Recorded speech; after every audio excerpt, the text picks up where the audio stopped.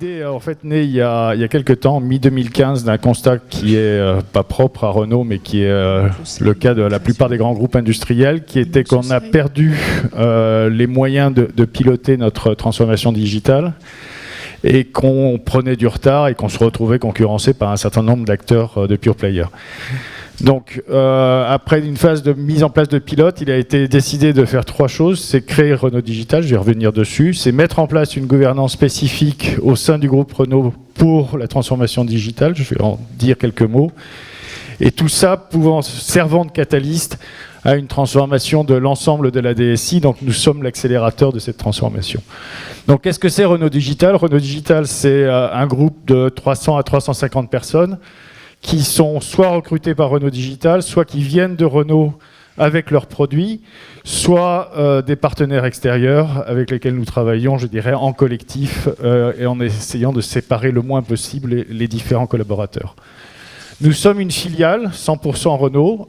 Pourquoi une filiale? C'est simplement pour nous donner la liberté et la flexibilité de fonctionnement par rapport à un grand groupe industriel.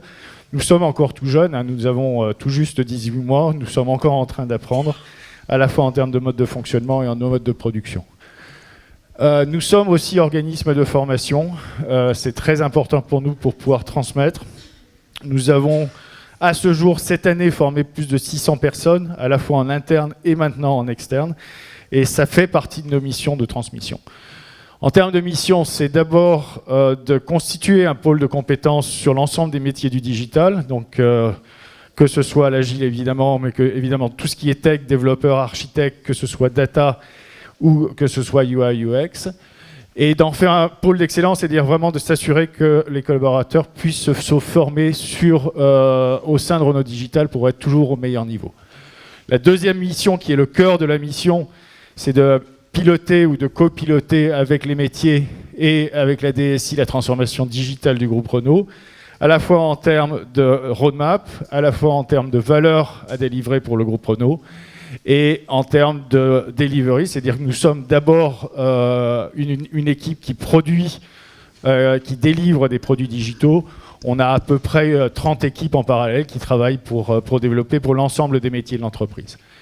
Et la troisième mission qui me tient particulièrement à cœur, c'est d'accélérer au-delà du digital la transformation du groupe Renault, en termes de pratique, en termes de posture, en termes de savoir-être. Et nous sommes pour Renault un lieu de prototypage de ces nouvelles façons d'être ensemble.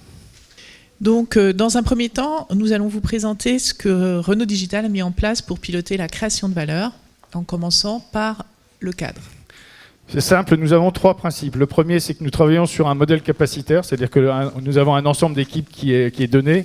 Ça permet d'être disponible chaque fois qu'un produit arrive chez nous. Ça permet aussi, ça nous oblige aussi à prioriser les produits, comme nous sommes dans une situation où nous avons trop de demandes par rapport à ce que nous pouvons offrir. Le deuxième principe, c'est tous les produits sont développés en agile, avec deux priorités, le centrage client, le centrage utilisateur et le time to market, donc la capacité à délivrer rapidement de la valeur.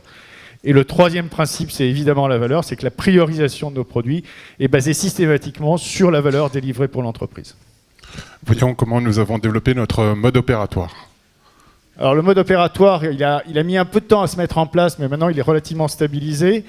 Le premier pas, c'est vraiment d'identifier avec les opérationnels, avec les métiers, avec le business de Renault, les KPI opérationnels sur lesquels les produits vont pouvoir faire bouger les choses. Donc ça, c'est le premier pas. Le deuxième pas, c'est ensuite travailler avec les métiers, avec une méthodologie que nous avons développée avec eux et avec la fonction finance. Travailler avec eux la façon dont le KPI va être impacté par le produit digital que nous développons. Les deux autres principes sont des principes de gouvernance. C'est d'abord, quels que soient les métiers, quels que soient les business, une méthodologie, une gouvernance qui est unique et uniforme, de façon à ce qu'il n'y ait pas de déséquilibre dans la façon dont la valeur est perçue. Et quatrième principe, une transparence totale sur la valeur délivrée. Et plus que la transparence même, c'est le fait que cette valeur est reconnue non pas par les équipes qui travaillent sur les produits, mais par la fonction finance des différents métiers, de façon à ce que ce soit totalement incontestable. Voilà, donc dans un grand groupe comme Renault, comment avons-nous mis nous en place un modèle de gouvernance ? Alors ça peut paraître un peu compliqué, mais c'est finalement relativement simple. Nous avons évidemment des steering groups par projet, par produit, qui sont au plus près des équipes qui développent les produits. Nous avons ensuite mis en place ce que nous avons appelé des tours de contrôle par métier, qui permettent de réaliser en boucle courte les arbitrages sur la roadmap, sur la priorisation des produits. Ces tours de contrôle impliquent à la fois les métiers Renault Digital et les équipes informatiques. Nous avons besoin, pour pouvoir casser les silos, de mettre en place une gouvernance transversale, donc ce qui est indiqué par le Digital Transversal Committee, qui est vraiment, je dirais, l'instance qui regroupe l'ensemble des métiers, qui permet de pouvoir discuter, travailler ensemble et développer des plateformes transversales. Et enfin, un SteerCo digital qui se réunit tous les mois, non pas à fin de reporting, donc qui regroupe l'essentiel des membres du comité exécutif de Renault, non pas à des fins de reporting, mais vraiment pour pouvoir demander l'aide nécessaire pour pouvoir accélérer la transformation digitale au bon rythme.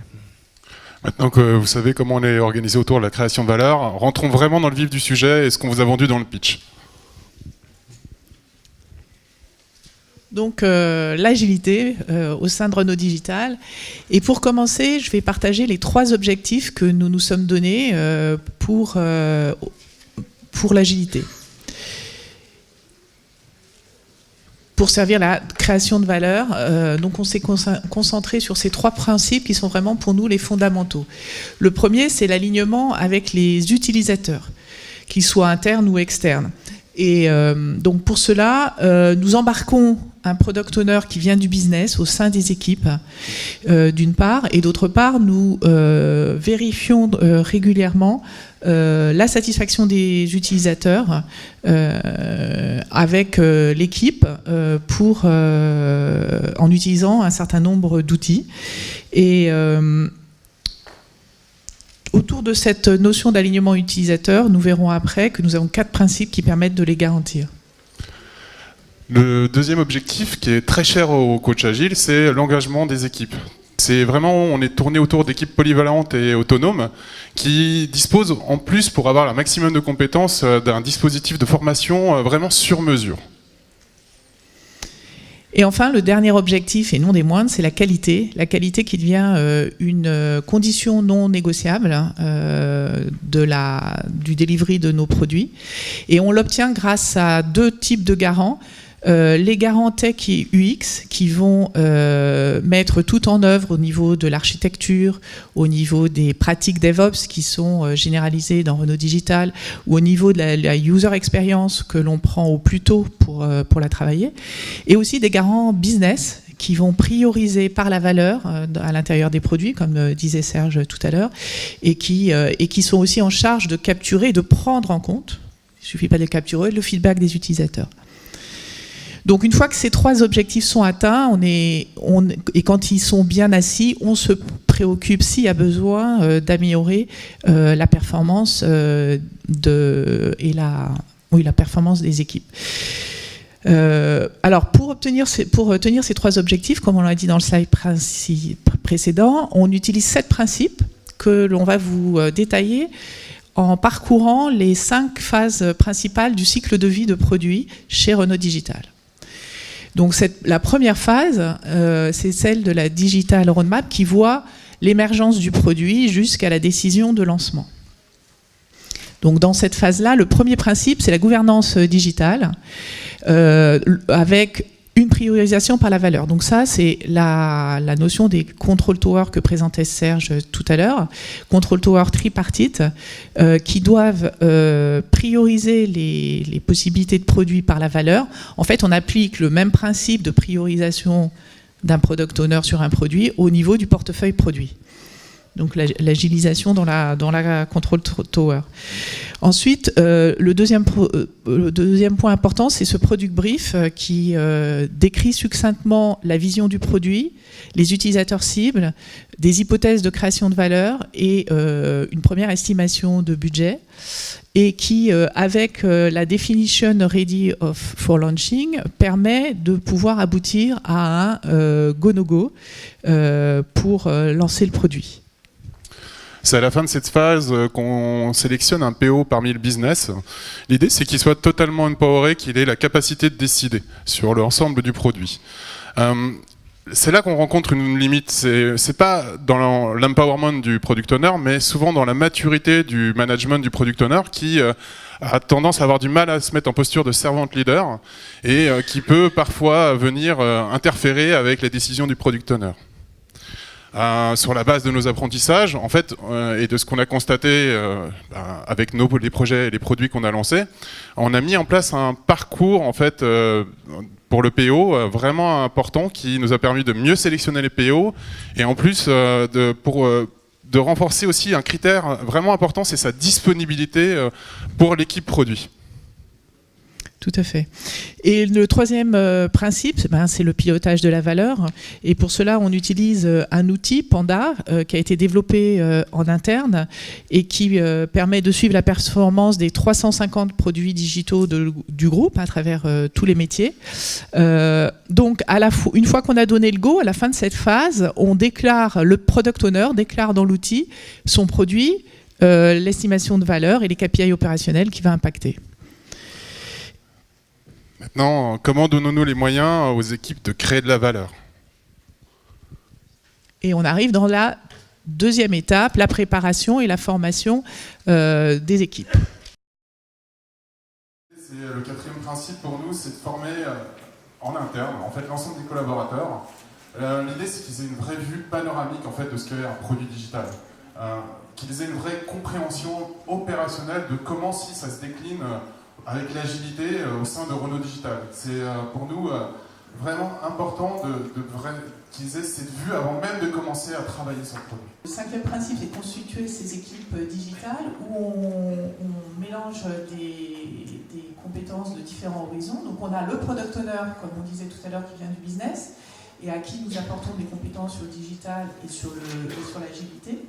Un représentant de l'IT aussi qui va suivre un parcours de Scrum Master et puis les experts Renault Digital qui sont parfois aussi complétés par des partenaires. Un point important, c'est qu'on veut qu'ils soient colocalisés et on a parfois aussi des Scrum Masters expérimentés dans des projets complexes et enfin des coachs agiles qui sont là pour les accompagner de la formation jusqu'à la mise en place des pratiques, pour leur monter en compétences, pour créer véritablement une équipe. On est là pour les accompagner dans la durée. Le sixième principe, l'objectif dans cette phase-là de préparation, c'est de sélectionner les key users représentatifs des utilisateurs cibles du produit, aussi bien au niveau des métiers internes ou à l'extérieur, et en prenant en compte la diversité de régions que veut couvrir le produit, et de s'assurer qu'ils vont être disponibles pendant la phase suivante. Et c'est là où c'est un challenge, souvent, c'est encore une de nos limites, trouver les bons représentants des métiers et des régions, et garantir leur disponibilité pendant toute la phase du produit. La phase de framing, c'est une phase très intense sur le projet. C'est la première fois qu'on confronte les hypothèses du product owner à la réalité, notamment avec un accompagnement des coachs, des pratiques et une somme d'interviews d'utilisateurs. C'est là aussi qu'on commence à anticiper un peu la stratégie de déploiement de l'ensemble du produit pour voir comment on peut déployer le produit et créer une vraie roadmap de création de valeur dans le temps. Ensuite, encore la valeur, c'est normal, hein, elle est au cœur de notre processus. Donc à cette phase-là, l'objectif c'est qu'à la fin, le product owner puisse détailler et confirmer les hypothèses de création de valeur. D'abord en ayant une meilleure compréhension de ce qu'il va être capable de délivrer, il peut confirmer ses hypothèses d'impact sur les KPI opérationnels, dont parlait Serge, et faire valider à nouveau par le contrôle de gestion la conversion de ces KPI en euros. On fonctionne vraiment sur la liste de definition of ready. Donc l'idée c'est avec une somme de workshops agiles comme des story mapping, des impact mapping, des customer journées, travailler sur les personas, avoir l'ensemble des informations qui permettent d'avoir un draft de la roadmap et en plus d'avoir aussi la constitution du cœur du produit et un backlog qui est vraiment en train de se construire. Là, il y a aussi l'architecture, on a aussi une expertise digitale qu'on apporte aux product owners pour qu'ils puissent comprendre vraiment tous les tenants et les aboutissants. On a bien évidemment une mise à jour dans notre outil Panda de suivi de la roadmap digitale des informations liées au produit pour qu'on puisse continuer à le suivre dans le temps. Et c'est aussi au niveau de gouvernance, si vous vous rappelez du schéma qu'on a montré tout à l'heure, c'est le moment où on constitue le steering group qui est dédié à chaque produit et qui est l'instance, la première instance avec qui va dialoguer l'équipe avec son product owner. À la fin de cette phase, on va aussi finaliser le staffing de l'équipe en fonction des estimations de l'équipe. On va voir ce qu'ils ont prévu de faire dans la release suivante et compléter donc avec des collaborateurs. Et c'est là où parfois on a une limite qu'on atteint, c'est que comme nous utilisons des technologies à l'état de l'art et que sur les stacks techniques par exemple et que le marché est très tendu, ça peut mettre un petit peu de temps et retarder un peu le démarrage à plein régime du produit, mais ça ne nous empêche pas de démarrer parfois en n'étant pas complètement au régime établi. Alors maintenant, la phase suivante, donc la plus challenging, donc l'exécution itérative, donc sur des bases d'itération de 3 mois. Tous les 3 mois, l'objectif c'est d'être capable de vérifier ce qu'on a produit et de le mettre en production. Alors c'est pendant cet accompagnement qu'en fait le coach agile doit capter en fait les besoins complémentaires de formation, notamment sur le PO, le management, les outils. C'est vraiment important que on puisse leur donner toutes les compétences dont ils auront besoin pendant toute cette phase. Aussi, on accompagne. Ce qui est important, c'est qu'on se focalise aussi sur les utilisateurs. On fait des démos très régulières, toutes les 2 semaines avec les key users. On a aussi développé un outil interne qui nous permet de capter les feedbacks des utilisateurs finaux après le déploiement. On a vraiment un travail sur comment on peut confirmer l'hypothèse de déploiement du produit par le PO tous les 3 mois. C'est-à-dire qu'il se pose sur une hypothèse en fonction de ce qui se passe sur son produit, une nouvelle release ou un nouveau plan de déploiement. Et on va confirmer son hypothèse, notamment avec des data analytics. Parce que ça, c'est une vraie bonne pratique chez Renault Digital, c'est comment on peut aider le PO à confirmer sa création de valeur. Ce qu'on constate aujourd'hui comme limite par rapport au déploiement, c'est que c'est souvent sous-estimé au début du projet. Et on a difficulté à contacter les utilisateurs parce que vous imaginez bien que contacter quelqu'un qui est sur une chaîne opérationnelle en usine, ça a un vrai impact. Donc l'idée pour nous, c'est de voir comment on peut l'aider là-dessus. On a aussi constaté une autre limite, c'est dans le cadre de remplacement d'outils existants. En fait, le product owner a des difficultés à mettre en place un MVP très rapidement. Il attend d'être à ISO fonctionnalité avant de déployer son MVP, et là, nos MVP sont majoritairement au bout de 3 mois. Là, on peut aller dépasser largement les 3 mois pour le déploiement de la première release. Voilà. Maintenant, on revient encore une fois sur la valeur à la fin des 3 mois. On remet à jour le forecast pour la création de valeur de ce qu'on vient de produire en fonction du contenu réel effectué. Ça, c'est la première partie. Et puis, sur ce qu'on a déployé dans les 3 mois précédents, quand c'est pas le MVP, on regarde l'impact réel sur le KPI opérationnel et on peut confirmer la valeur qui a été délivrée jusque-là avec ce qui s'est passé. Au niveau de la gouvernance digitale, alors c'est aussi une notion importante pour nous, c'est la gestion des obstacles. On attend des équipes qui remontent au steering committee les obstacles qu'ils ne peuvent pas traiter à leur niveau pour obtenir des réponses rapides. Donc ça, c'est un point important dans notre gouvernance. Et ensuite, sur la base de la definition of ready de la release suivante, qui inclut tous les points qu'on a vus sur la valeur, il y a une proposition de go-no-go que le product owner va faire à la control tower pour continuer ou pas avec une release suivante de 3 mois.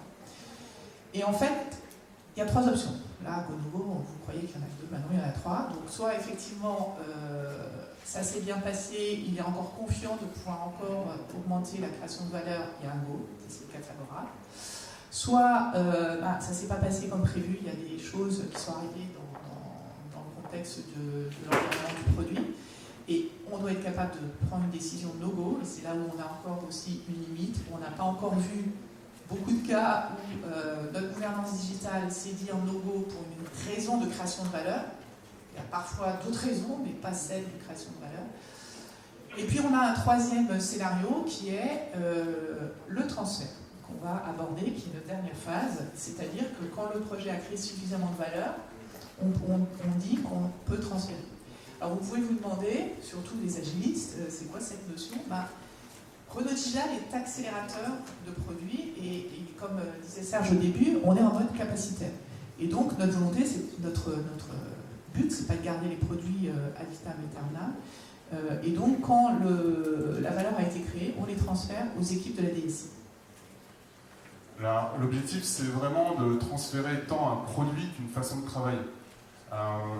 On a un processus qui est sous la base de we do together, daily. Le problème, ce qui est important, c'est qu'au moment du we do, l'équipe, avant de transférer, commence par un état des lieux des pratiques, un état des lieux du produit. On les aide avec des team handshakes, ils sont accompagnés par les coachs. Après, on essaie de constituer une équipe temporaire avec les deux équipes, donc celle qui était avant sur le produit, la nouvelle équipe, donc We Do Together. L'idée, c'est que sur la base de ce qu'on a demandé à la nouvelle équipe comme besoin, on travaille ensemble pour au minimum une release, pour qu'il y ait une diffusion des compétences et du savoir-faire. Et après, l'idée, c'est de créer qu'ils soient autonomes pour pouvoir prendre le produit et continuer à travailler dessus. Et là, on leur fait une somme de recommandations sur la base de ce qu'on a vu et de ce qu'on a fait ensemble. On rencontre une vraie limite. En fait, là, en tant que coach agile, c'est compliqué parce qu'on commence à avoir une équipe performante au moment du transfert. Cette équipe-là, elle se démotive parce qu'elle sait qu'elle va transférer. Derrière, on est en train de constituer une équipe temporaire, de constituer deux équipes. Donc là, c'est un temps très court pour créer une équipe pour qu'elle arrive à passer les connaissances et les besoins. Et là, on a aussi une équipe après qui après le transfert, doit être autonome le plus possible. Tout ça sans impacter l'efficacité et que ce soit transparent pour les utilisateurs. Donc c'est là où on a encore une vraie limite sur l'efficacité en fait, de ce processus de transfert et son suivi a posteriori. Alors maintenant, pour le reste des principes que nous appliquons, le product owner reste le même, on change tout, mais on garde le product owner pour garder une consistance sur le produit, et on applique les mêmes principes, que ce soit sur le pilotage de la valeur ou la gouvernance digitale. Voilà la fin de notre 5e phase, et nous allons passer plus à partager avec vous, en fait, ce que nous retenons des 40 premiers produits que nous avons incubés chez Renault Digital. Donc en regardant les facteurs clés de succès et les challenges d'un autre côté. Concernant les facteurs clés de succès, alors vraiment dans notre contexte, dans le contexte de Renault et de Renault Digital, nous en avons listé 4. Le premier, c'est d'avoir un PO métier sélectionné avec soin, qui a le soutien fort de son organisation et que nous accompagnons sur le digital et l'agilité.